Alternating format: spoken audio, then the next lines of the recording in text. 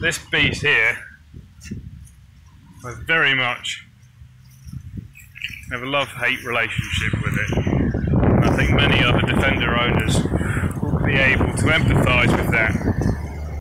In the woods it's phenomenal. How often am I in the woods? I'm not in the woods very often. As you can see, it's not the biggest cab in the world.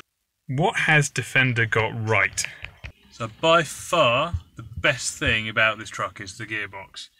So I've got 1, 2, 3, 4, 5, 4 gears, reverse, high range, low range, manual diff lock. It's narrow, so you can get it through narrow gates, and it's extremely robust as well. You can drive it over piles of brush and piles of wood chip, and bits won't get ripped off. And this is built to be going through woods and be bumping into tree roots and being dragged through the mud. So everything is very sturdy. It's really bad at everything else. It's got a god-awful turning circle. It's noisy. It's uncomfortable. The clutch is extremely heavy.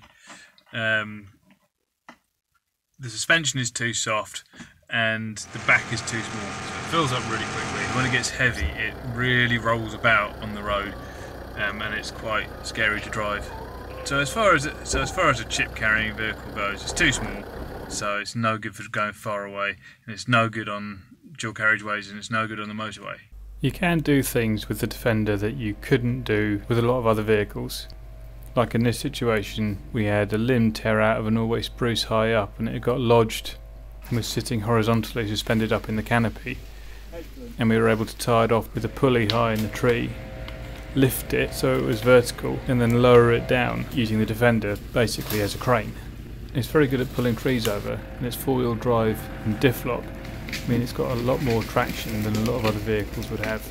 The low range gives it the ability to pull and push trailers up very steep hills without destroying the clutch, and also gives me access to tip sites other vehicles can't get to. Money wise, it's not been a good decision because you obviously had to buy it, and then I had to convert it, so I basically paid twice for one truck. I've had to have the suspension upgraded, and the upgraded suspension is still too soft.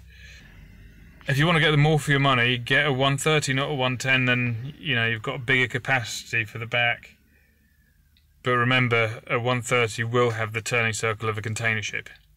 I've had this truck for a long time now, and I could say that it's been loyal and served me well, but I've spent money on it. And it's only as good. It's only going to keep running for as long time as I spend money on it. I'll give it that it's got a lot of fun value.